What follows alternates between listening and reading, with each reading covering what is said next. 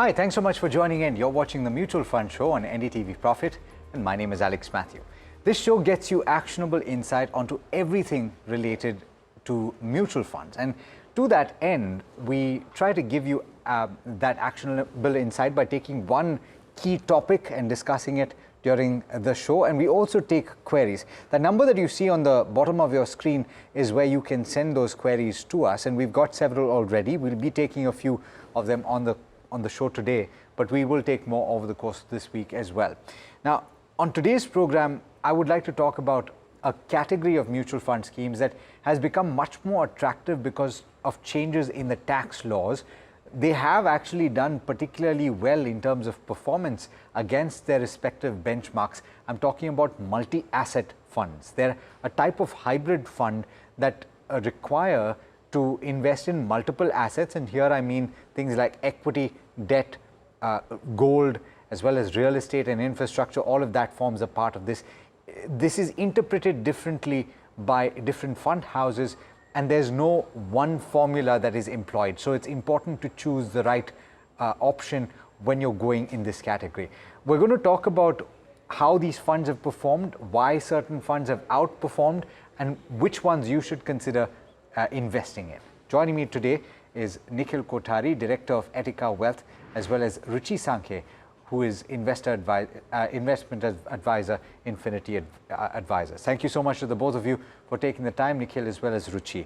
I will come to you first, Nikhil, just to talk about the category. It's not a very large category in the context of the overall scheme of things. How have you seen this moving, and how do you rate the performance of the category? Okay. See, going forward, this category will become a very important category. So from an investment perspective, it gives you a slightly low correlation compared to pure equity funds, and it gives you exposure to gold, international equities, domestic equities, debt, right? And in commodities, they have gold and silver in few fund houses. So it gives you wide exposure. And now, depending on your overall strategic asset allocation, you should have some part of your money always in multi-asset fund, and you can, like in this, when during current times, right, when markets are slightly expensive, and you want to invest in equities, right, then this asset class becomes a very important category because you can invest this money here.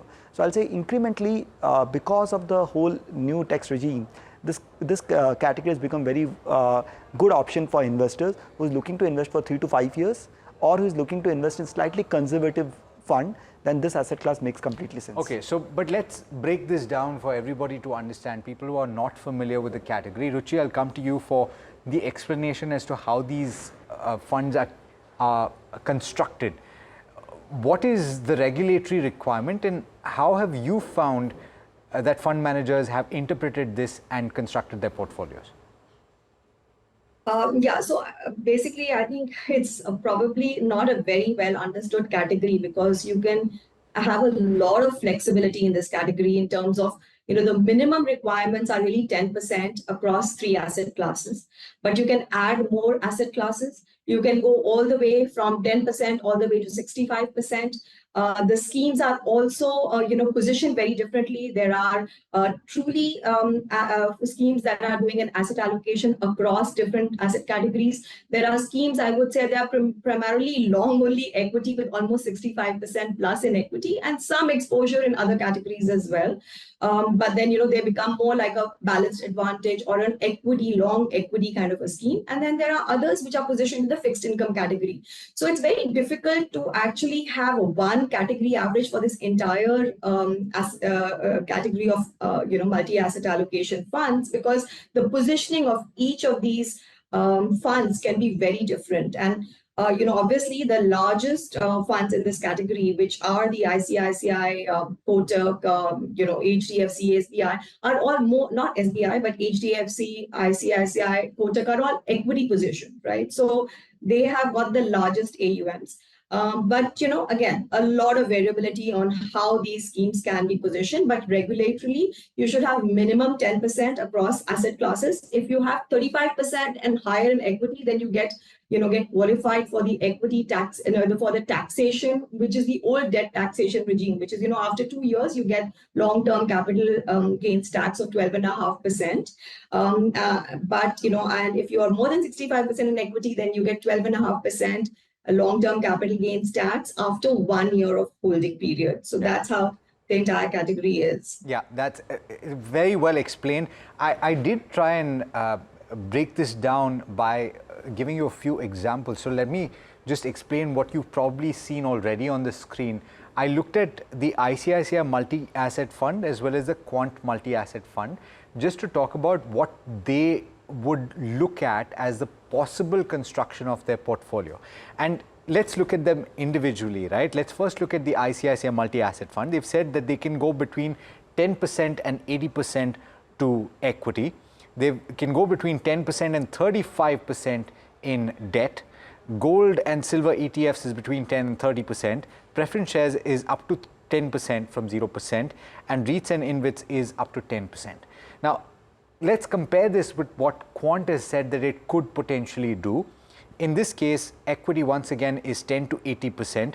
Debt can go as high as 80% compared with 35% of ICICI. You have gold ETFs and others, which are once again, it can go up to 80% as compared with 30% of ICICI. You have certain other assets, including REITs and InvITs, which can go up to 10%. Now, why I did this was to give you a sense of how within the same category, the interpretation is slightly different. In fact, it could emerge as a very different outcome in terms of portfolio construction, because when you look at the recent fact sheets of ICICI Prudential multi-asset fund and compare it with Quant, then in the case of ICICI Prudential, you will have equity as more than 65%, but Quant actually has only about 56% odd in equity, and that changes the dynamic quite dramatically. Nikhil, how do you explain when you are out to get into something like this? How do you explain how to choose? Okay, so in this categories, as you rightly said, there are different funds and everyone has a different mandate. So when like say for example, adding to the whole thing, UTI has increased their gold exposure over a period of time, has changed quite dramatically. If you look at Nippon, they have 20% international equities apart from domestic equities. So every fund houses have different composition when it comes to how they are going to maintain it. ICICI has been predominantly maintaining the 65% equity will be there. Though in equity, they keep on adding the arbitrage options. So currently they may have only 45 to 50% in equities and remaining in arbitrage. So they try to hedge that part of it. So here, when you're going to investor, you can't compare A fund to a B fund always and say, okay, I should go with the best performing fund. Here you have to go with the mandate that what an investor needs. Investor actually needs a multi-asset fund which have equity, which have international equity, may have gold, may have gold or commodities, or may have debt. So based on that, you select the fund house that, okay, this is the fund house, this gives you exposure across baskets, so you can choose that. Or if you are going and recommending a fund which has got 65% equity, then the investor should be aware of it, that here the correlation with the equity market will be quite substantial. So when so in last 7-8 years, predominantly these funds have done good because large portion of this funds in this category are biased towards equities. So they have maintained that 50 to 75% equities in that range, and that's why if you see because the markets have done good and these funds have reasonably done good. So depending on the investor, you need to explain him the characteristics of the fund before recommending him. And if you are going with fund house which gives you 65% equity, he should be aware of his return expectation based on equity markets. Yeah, and it also helps that gold has done particularly well over the past decade or so. Ruchi, would you say, however, that and just building on what Nikhil said, in terms of expectation of returns and what it does in your portfolio, it's not aimed at forming a bulk of your portfolio. What, according to you, is the role of a multi-asset fund? What kind of allocation would you make towards such a fund? So I like to stay away from the equity-oriented multi-asset funds because, there are different ways of taking, exposure in the long equity side. And I'd rather let a long equity manager, fund manager do that. Frankly, the way I want to position in them portfolios is either as a fixed income alternative, because as you're aware, after 2023 budget changes, fixed income as a category is really suffering in terms of getting inflows in because they are now taxed at the highest, the maximum marginal tax rate. So this category, and frankly, there are very few funds, but I specifically thought that the strategy of the Edelweiss multi-asset allocation was quite interesting because they don't take any directional exposure either in equity or fixed income, but they have positioned this as a fixed income alternative because with a large bulk that's in fixed income, some in gold, and the other is not really long equity, but equity arbitrage and commodity arbitrage. So this is a good fixed income positioning. I like the fixed income positioning in the multi-asset funds, and I like the fact that the multi-asset allocation funds can give you exposure to other asset classes, and that's the intended objective actually for launching this category. It's not really to have a long equity with some exposure to the other asset classes. There are various ways of getting long equity exposure. So I would prefer to take either a fixed income equivalent or something that truly like a Nippon. I mean, a Nippon is of course now an older fund. Many of these funds really mushroomed after March of 23 because of the tax changes. But the ones that have existed, like SBI, Nippon, etc., they also have a strategy which is across asset classes, which is commodities, gold, silver, international funds. Again, that is something that I'm trying to bring in low volatility and low correlation with the equity funds and long only equity funds. And that's where I would position these multi-asset allocation funds, not in the long equity side. Do you want to weigh in on that, Nikhil? And I completely agree with Ruchi that this asset class can be also looked at from alternative fixed income because of tax arbitrage now, right? So it makes sense to invest in hybrid funds as compared to pure fixed income. So that's one aspect of it. Second aspect of it, I'll say also look at these funds when you're looking from a market valuation perspective. If you believe markets are slightly expensive right now and you want to add equity exposure but has some room on the downside, so then you can look at multi-asset funds in this category so that incremental exposure can go to multi-asset funds, right? And I'll always say that from a strategic asset allocation also, 10 to 15% of portfolio can go to multi-asset fund and use this opportunity whenever market corrects substantially. That is the time when you should switch your money from multi-asset funds to a pure equity fund. Okay. So we look at from two perspectives. One is that when markets are expensive, if you want to have equity, like if you want to add funds right now, you can add multi-asset funds right now. And from a strategic part of it, if you're giving me 100 rupees, I can have 10 to 15 rupees in multi-asset fund and use that money when market corrects, you can deploy that money to pure equity fund to take the downside benefit. Okay, how do you understand now the returns? Because they're not anything to complain about. I'm looking at the top 5 performers and I'm looking at the 5-year returns or the top four performers. Quant is at 28.5, ICICI Prudential 22.3. Of course, it is gravitating towards an equity portfolio with over 65%, and so therefore equity markets have done well, but it's nothing to complain about. UTI 16.9%, HDFC 16.8%. How do you benchmark the returns? See, as I discussed, it's very difficult to benchmark the return. What you need to compare that those funds who has a mandate to have beyond 50 to 65%, you should compare that in one bucket and then compare the other in other bucket. Now, if you look at these two funds, okay, apart from equity allocation, it was not only because of equity allocation, the stock selection has been amazingly well for both of them. So I won't say that it was only because of equity allocation. The Quant and ICICI both had a very good alpha on the stock side also, which has really helped them to outperform in the last 5-year bracket. Right? In case of UTI, they have actively allocated the gold exposure over a period of time, which also worked well for them apart from the stock alpha. So I'll say in current context, if you look at last 5 years, it has worked also because of equity exposure, which has been more than 65% or 65%, and the stock alpha. So here also you need to look at the fund manager who is managing this fund, because that also adds good amount of alpha to the overall portfolio. Yeah, and not many schemes to choose from within the category. It's a relatively small category in terms of the number of funds. But Ruchi, I know that you mentioned this earlier on in the conversation, but I want to stress this very importantly. The tax change and the tax treatment has changed. You spoke about that, but could you explain that in more detail? It has, as Nikhil pointed out, become more attractive now. Previously, the tax treatment of it made it almost impossible to invest in this. Yeah. So, today if you invest in the fixed income category, there is obviously no indexation benefit. And whenever you exit out of that fixed income, so, let's say you get a 10% return on an annual basis, you are effectively on the highest tax rate. If you're paying, you probably end up taking only a 6% back, right? So it's much higher in terms of taxation because 39% odd is what the tax rate would be at the highest category.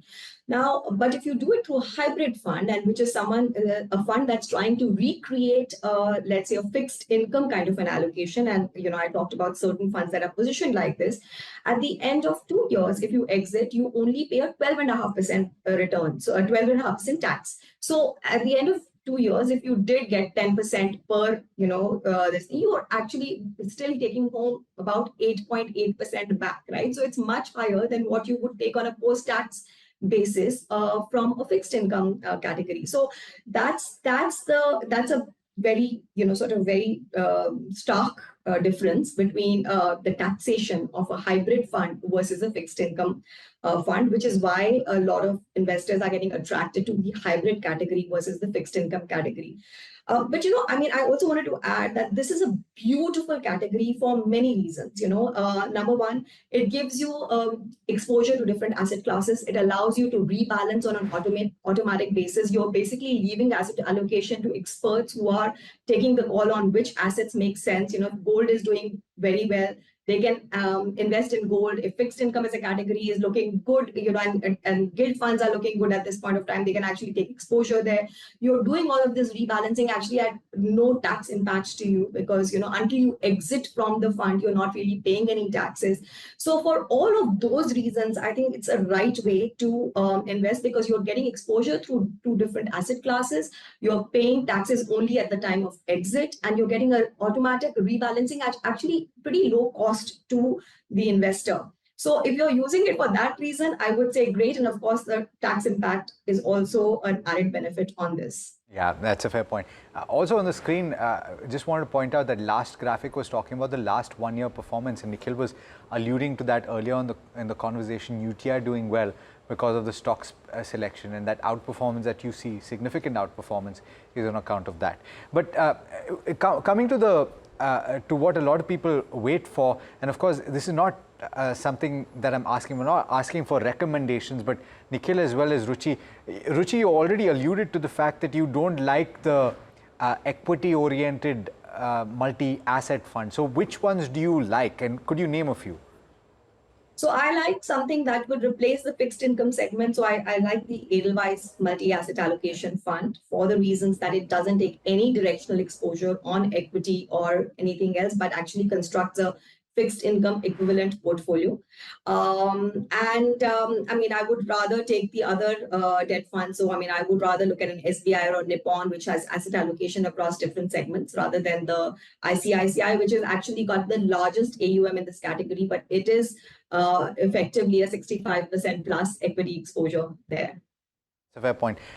Nikhil, what about you? So similar to Ruchi, I'll say that Nippon is one which gives you exposure across different asset classes. That's one which you can look at it. You can look at UTI multi-asset, again because of the active management across different asset classes. And ICICI more from someone looking at equity exposure and one wants to take a slightly less riskier, then he should look at ICICI multi-asset fund as compared to pure equity fund right now. Okay, fair point. Now, I promised at the start that we would take viewer questions, and quite a few of them have already come through. I'd encourage you, if you are listening to this and if you've got questions on mutual funds, then write to us on that number. The first question that I'm taking to you is to you, Nikhil, and this is from Yogesh Dilip. He says that he's 30 years old and his target is to hit a 1 crore portfolio in 15 to 20 years time. He started investing 11,000 per month in mutual funds this month. Is it advisable to continue in the current market scenario, or should you wait for the market to go down? It's an interesting question. Okay, so I'll say, Yogesh, the good part is that you have started investing. That's an amazing part of it. But asking this question after 1 month is not a good sign. Right? So when you're doing SIP, you should be looking at least 10 to 15 years, and you shouldn't be worried about short-term volatility in the market. So the idea is that what is the benefit of SIP? The benefit of SIP is that if market falls, you will average out your cost, because you'll be investing when you will buy more units when the markets are down, and so you will average out your cost. So Yogesh, I'll say that you should wait for 10 to 15 years to invest this in money, and don't get swayed by short-term market volatility. This market volatility, if market falls, you should be very happy because you are investing this money right now. Okay, right? So Ruchi, why don't I get your view on this as well, because it's an interesting question. A lot of people ask this. A lot of people are worried about this. When they're starting at this juncture with the Nifty 50 where it is, markets hitting all-time highs, the question is, what if it falls tomorrow? I've just started today. I'm going to burn my fingers. And they are, in fact, Yogesh is going through the SIP route. I am going to give you a very boring answer. That's very standard, that you have to stick to your asset allocation, Yeah. whatever, and that's what really outperforms in the long run. It doesn't matter. I mean, the markets will go up, they will go down. You need to invest your money somewhere, and best to know what your risk profile is, and then just invest in a very staggered way and achieve your asset allocation. So very boring, but that's what I stick to. Just final question on this particular question, because I'm curious about this, and 11,000 is a great level to start at. Hopefully you can increment that going forward, Yogesh. But 1 crore is possible in 15 years? Very much. I'm saying what you need to follow is also step up SIP. Yes. And you don't have to stop at 11,000. As your income keeps on increasing, you need to keep on increasing the SIPs. And if you keep on doing that, 1 crore corpus in 15 to 20 years is very much doable. Okay. Syed has got this next question. He's 32 years old and he's saying that he's contributing 4,000 rupees per month to the NPS, which is a great investment option. He's doing a 5,000 per month life insurance policy. I hope it's the right one for you, Syed. This is not the forum for that, but hopefully that is. And he's also looking to invest 5,000 rupees per month in mutual funds. What are a few good mutual fund schemes to invest in? He is looking to invest in small caps, Ruchi. So currently, I would suggest this is not the right time to actually invest in small caps. So I'm in fact quite underweight on small caps at this point of time, and a lot of people are being driven into investing in small caps just because they see the aggressive performance the small cap segment has given over the last 1 year. Personally, at this point of time, if you do want some exposure to small cap, I would actually recommend looking at a flexi cap fund where the fund manager can decide how much money to put into a small cap. So, Saeed, I would stay away from small caps, but if you still want exposure in small caps, then let's do it through an expert fund manager who can decide how much allocation. Flexi cap funds are, again, a very good category because the fund manager can decide how much exposure he wants to different market segments, unlike a multi-cap where there are actually, rigid requirements of keeping 35% per the market cap category. That's not necessarily the case in flexi cap. So I would, obviously I do like the Parag Parikh flexi cap fund. One could look at that as an addition to your portfolio. Yeah, all right. The next question I'm taking is Pramod, who is 62 years old. He's asking, what are Contra funds and is it a good idea to invest in them now? Do they offer enough diversification? So Contra fund is basically they invest in stocks which are not in the flavor right now, right? So from a current perspective, it's Contra funds are anyway good into invest in your portfolio. So out of your 4 to 5 funds, you should have 1 Contra fund in your portfolio.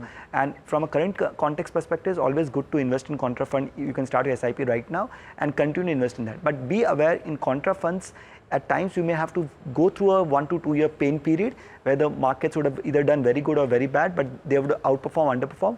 But since you have to hold for 5 years to 6 years time frame to whole cycle to play out to have a very good performance from the Contra fund. Okay, that's a fair point. The last question we're taking is from Vasant. He says he's 46 years old and he's looking to invest 10,000 per month in mutual funds which have a special exposure to green energy. Would you be able to suggest some funds here, and what do you think about the strategy? I'll come to you on this one, Ruchi. So there are energy funds. I don't know that there's enough to create a green energy fund, and I'm not aware that there's a specific green energy fund, but ICICI, SBI and all have launched some energy funds. I usually, if this is something that one is doing because it's more of a social objective that one is, or social responsibility purpose, then, I can understand. Otherwise, if it is just pure investment, then obviously, it makes sense to not just have a sector focus. But from a social responsibility perspective today, unfortunately, I'm not aware that there is a fund which is only focused on green energy. There are energy focused funds though. Yeah. Nikhil, you want to add a point? So Alex, I'll say this is a very, very specific theme, and from an investor perspective, you should not be looking at investing in such a small theme because the volatility can be very, very high. There's a PMS house which came with a green fund, but it went through a very, very huge volatility. So I'll rather recommend investors that when they're investing in thematic fund, they should invest in broad theme and not very, very, very narrow theme, because the performance of the fund and the market can be very huge divergence. Yeah, I do want to ask a question of my own, Ruchi, as well as Nikhil, if we have the time.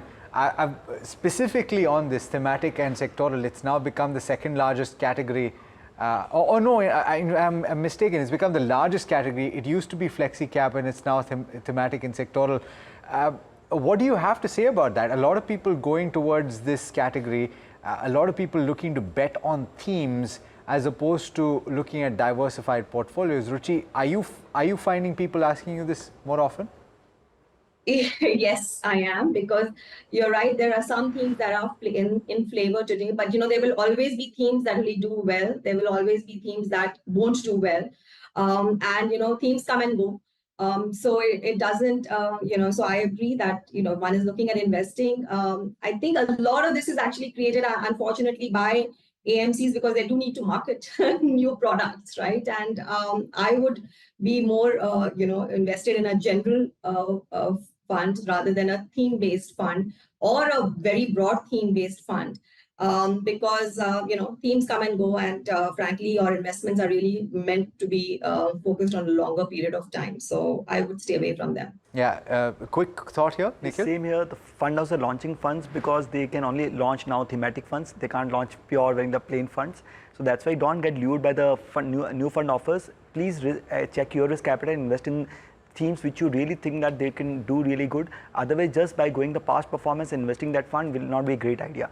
If you really want to have a very thematic fund, then there are few fund houses which gives you thematic fund of fund, which invest in different themes depending on fund manager's view. So I think that would be better exposure or better route instead of buying directly thematic funds. Okay, and that gives me the perfect opportunity to set the next conversation with Nikhil and with Ruchi possibly. But that's the end of this particular edition of the Mutual Fund Show. Ruchi as well as Nikhil, thank you so much for taking the time. Viewers, hopefully this conversation has been beneficial for you. And remember, if you've got questions for us on mutual funds, that's where you send them to us. Do stay tuned. Lots more coming up on NDTV Profit.